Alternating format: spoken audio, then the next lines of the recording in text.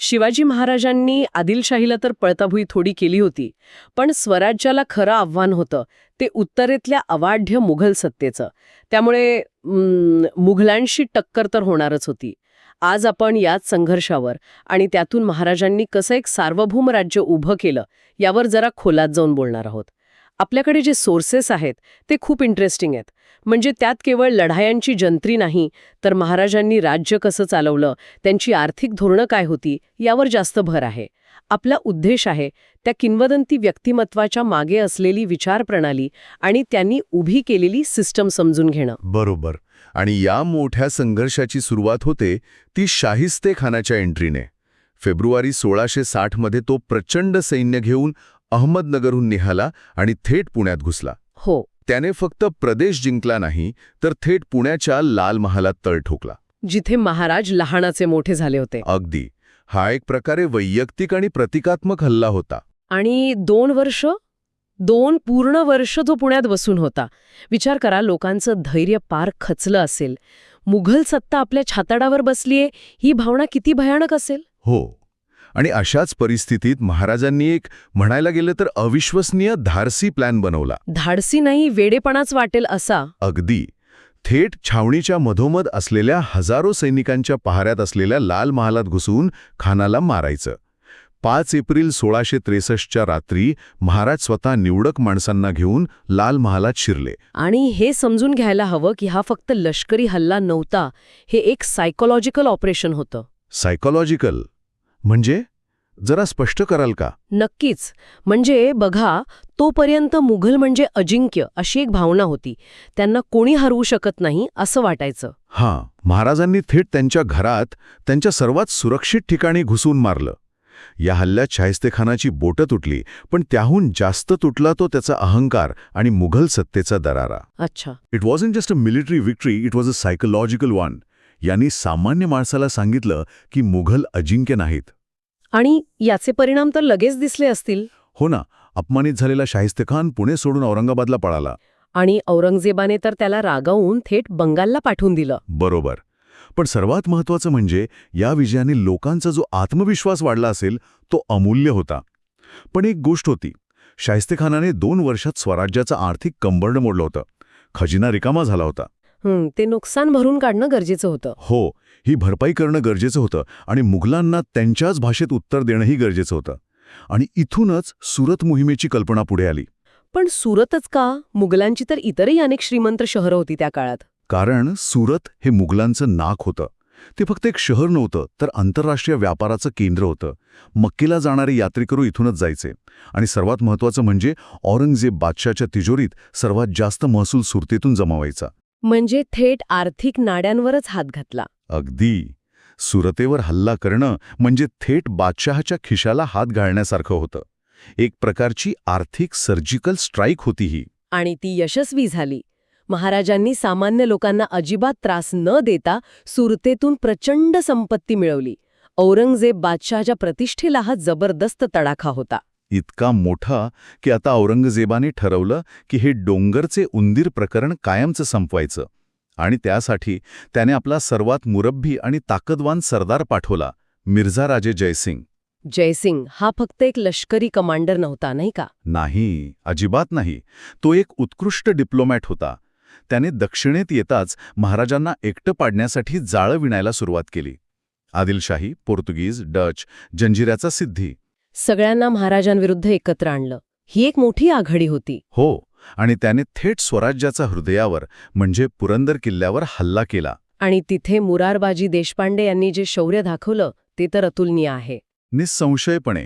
पण जयसिंगाची ताकद प्रचंड होती. किल्ला लढवताना मुरारबाजींना वीरमरण आलं. आणि महाराज हे एक व्यवहारवादी शासक होते.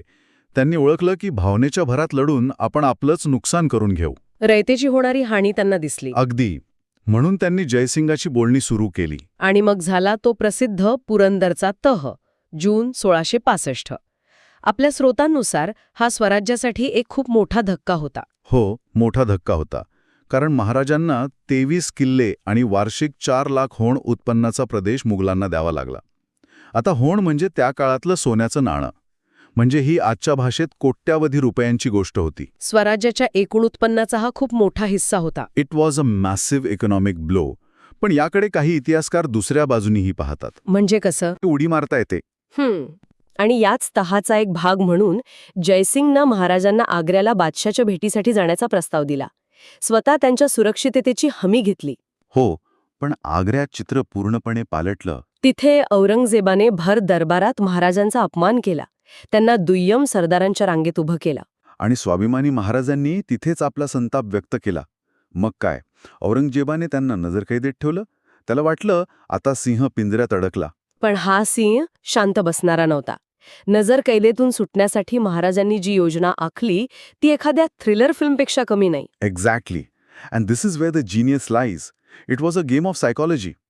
त्यांनी आजारी पडल्याचं नाटक केलं आणि प्रकृती सुधारण्यासाठी साधू फकीरांना रोज मिठाई आणि फळांचे मोठे पिटारे पाठवायला सुरुवात केली. अच्छा. इनिशियली द गार्ड्स वर सस्पिशियस. ते सगळं तपासायचे, पण आठवडा गेला, 2 आठवडे गेले, रोज तेच. Eventually it becomes routine. पहारेकरी कंटाळले, थोडे निष्काळजी झाले. आणि महाराज याच क्षणाची वाट बघत होते. It's a brilliant exploitation of human nature. अगदी. आणि याच संधीचा फायदा घेऊन महाराज आणि संभाजीराजे त्या पेटाऱ्यांमध्ये बसून निसटले. ही घटना तर अविश्वसनीय आहे. औरंगजेबाच्या हातावर तुरी देऊन त्याच्या राजधानीतून पसार होणं, याने तर मुघल सत्तेचा पार पंचनामा झाला असेल. नक्कीच. या घटनेने महाराजांची कीर्ती संपूर्ण भारतात पसरली. जो राजा केवळ लढवय्या नाही, तर प्रचंड बुद्धिमान आणि चाणाक्ष आहे हे सिद्ध झालं. आग्र्याहून परतल्यावर महाराज शांत बसला नाहीत.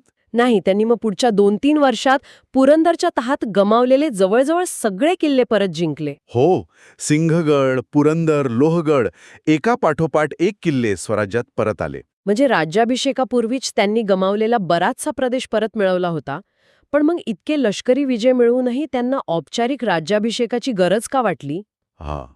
खूप महत्वाचा प्रश्न आहे.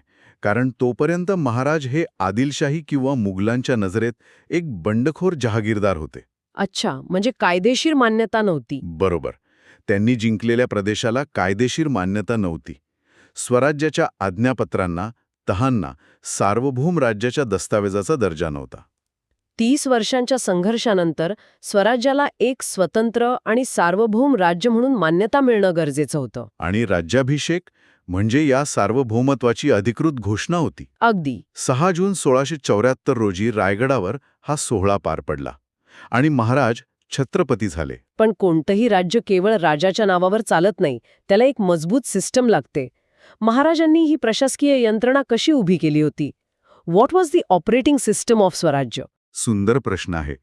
या ऑपरेटिंग सिस्टीमचा गाभा होता अष्टप्रधान मंडळ. हे 8 मंत्र्यांचा मंडळ होतं. पेशवा, अमात्य, सेनापती, सुमंत वगैरे. पण यात एक मोठी गंमत आहे. हे मंत्री मुघल दरबारातील सरदारांसारखे वंशपरंपरागत जमीनदार नव्हते. ते राज्याचे पगारी नोकर होते. त्यांची नियुक्ती आणि बदली करण्याचा पूर्ण अधिकार छत्रपतींना होता. म्हणजे त्यांची निष्ठा जमिनीशी नाही, तर थेट राज्याशी आणि छत्रपतींशी होती. बरोबर. हा त्या काळातला एक क्रांतिकारी बदल होता. आणि याच काळात त्यांनी राज्य व्यवहार कोश तयार करून घेतला. आपल्या स्रोतांमध्ये याचा उल्लेख आहे की फारशी शब्दांऐवजी संस्कृत शब्द वापरण्यासाठी हा कोश तयार केला. पण हे फक्त भाषांतरापुरतं मर्यादित होतं का? अजिबात नाही. हा राज्य व्यवहार कोश म्हणजे फक्त एक डिक्शनरी नव्हती. विचार करा, त्या काळात सगळा कारभार पर्शियन भाषेत चालायचा. तीच सत्तेची भाषा होती. महाराजांनी स्वतःची भाषा, स्वतःचे शब्द आणून प्रशासनाचं भारतीयकरण केलं. म्हणजे मुघलांच्या सांस्कृतिक वर्चस्वाला दिलेला थेट शह होता तो. Exactly. It was a statement that we are not just politically but also culturally independent. हे खूपच इंटरेस्टिंग आहे. म्हणजे लष्करी, राजकीय आणि आता सांस्कृतिक स्वातंत्र्य. पण या सगळ्याचा सामान्य माणसावर, शेतकऱ्यावर काय परिणाम होत होता? त्यांच्या प्रशासकीय धोरणांचा केंद्रबिंदू काय होता? रयत. निःसंशयपणे त्यांच्या प्रशासनाचा केंद्रबिंदू सामान्य रयत होती. आणि यासाठी त्यांनी जो सर्वात मोठा निर्णय घेतला तो म्हणजे जहागिरी आणि वतनदारी पद्धत बंद करण्याचा. पण त्या काळात तर सगळीकडे हीच पद्धत होती. अधिकाऱ्यांना पगाराऐवजी जमीन दिली जायची. मग हे बंद का केलं? कारण जहागीरदार किंवा वतनदार त्या जमिनीचा मालक बनायचा. तो स्वतःच्या जहागिरीत राजासारखा वागायचा, रयतेवर अन्याय करायचा. आणि त्याची निष्ठा राज्यापेक्षा स्वतःच्या वतनाशी जास्त असायची. अगदी. महाराजांनी ही पद्धतच मोडून काढली. त्यांनी अधिकाऱ्यांना रोख पगार द्यायला सुरुवात केली. यामुळे कोणताही अधिकारी जमिनीचा मालक बनला नाही, तो फक्त राज्याचा प्रतिनिधी राहिला. सरंजामशाहीच्या मुळावरच त्यांनी घाव घातला. पद्धत आणली म्हणजे शेतकरी आणि राज्य यांच्यात कोणताही जमीनदार किंवा वतनदार नावाचा मध्यस्थ नाही. जमिनीची मोजणी करून तिच्या सुपीकतेनुसार कराचं प्रमाण ठरवलं जायचं. अच्छा. दुष्काळ किंवा नैसर्गिक आपत्तीच्या काळात सारा माफ केला जायचा. प्रसंगी बियाणं घेण्यासाठी सरकारकडून कर्जही दिलं जायचं. म्हणजे हे राज्य रयतेचं आहे ही भावना त्यांनी केवळ शब्दांतून नाही तर कृतीतून निर्माण केली. बरोबर. तर आदिलशाहीच्या एका जहागीरदाराचा मुलगा, ते मुघल साम्राज्याला आव्हान देणारा योद्धा, आग्र्याच्या कैदेतून सुटणारा महानायक आणि शेवटी रयतेचं कल्याण हेच ध्येय मांडणारी एक सुसंघटित प्रशासकीय प्रणाली असलेलं सार्वभौम राज्य स्थापन करणारा छत्रपती, हा प्रवास खरंच अफाट आहे. आणि हा प्रवास इथेच थांबला नाही. राज्याभिषेकानंतरही ते शांत बसले नाहीत. त्यांनी दक्षिणेत एक मोठी मोहीम काढली आणि जिंजीचा किल्ला जिंकला. अनेकांना वाटतं की हा फक्त एक लष्करी विजय होता, पण यामागे त्यांची दूरदृष्टी होती. दूरदृष्टी कशी? त्यांना माहीत होतं की उत्तरेतून मुघलांचं संकट कधीही येऊ शकतं. अशा वेळी दक्षिणेत एक सुरक्षित आणि मजबूत तळ असावा, जिथून स्वराज्याचा लढा चालू ठेवता येईल. आणि झालंही तसंच. त्यांच्या मृत्यूनंतर जेव्हा औरंगजेब स्वतः प्रचंड सैन्य घेऊन महाराष्ट्र जिंकायला आला, तेव्हा छत्रपती राजाराम महाराजांनी याच जिंजीच्या किल्ल्यातून 8 वर्ष स्वराज्याचा लढा चालू ठेवला. हीच होती महाराजांची दूरदृष्टी. 3 एप्रिल 1680 रोजी त्यांचं निधन झालं, पण त्यांनी उभी केलेली सिस्टीम आणि दूरदृष्टी जिवंत राहिली. अगदी. त्यांचा वारसा फक्त किल्ल्यांमध्ये किंवा लढायांच्या कथांमध्ये नाही, तर त्यांनी उभ्या केलेल्या प्रशासकीय आणि आर्थिक मॉडेलमध्ये आहे. बरोबर. आणि इथेच एक विचार मनात येतो. सरंजामदारांची आणि मध्यस्थांची सत्ता कमी करून थेट रयतेशी संबंध प्रस्थापित करणारी, शेतकऱ्यांच्या कल्याणाला सर्वोच्च प्राधान्य देणारी त्यांची 17व्या शतकातील शासन प्रणाली आजच्या काळातल्या आपल्या प्रशासकीय आणि कृषी क्षेत्रातील समस्यांवर काही प्रकाश टाकू शकते का? हा विचार करण्यासारखा प्रश्न आहे.